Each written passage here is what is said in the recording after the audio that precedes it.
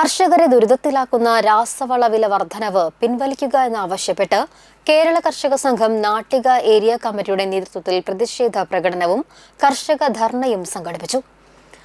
Thalikkulam post ഓഫീസിലേക്ക് നടന്ന ധർണ കർഷക സംഘം ജില്ലാ എക്സിക്യൂട്ടീവ് അംഗം എം.എ. ഹാരിസ് ബാബു ഉദ്ഘാടനം ചെയ്തു.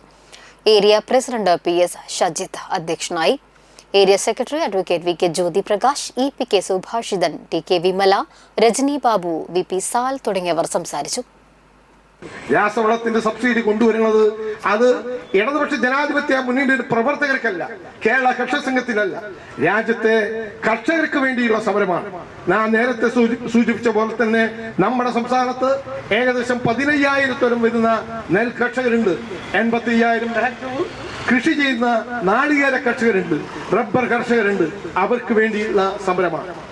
നേരത്തെ സ്വാഗത പ്രസംഗത്തിലും അധ്യക്ഷനും ഇവിടെ സൂചിപ്പിച്ച പോലെ ഇതൊരു പിക്കറ്റിംഗ് സമരം മാത്രമായി, അല്ലെങ്കിൽ ഒരു ധർണാ സമരമായി മാത്രം, അല്ലെങ്കിൽ ഒരു പ്രകടനമായി മാത്രം മാറ്റാനായിട്ട് കഴിയുന്നില്ല.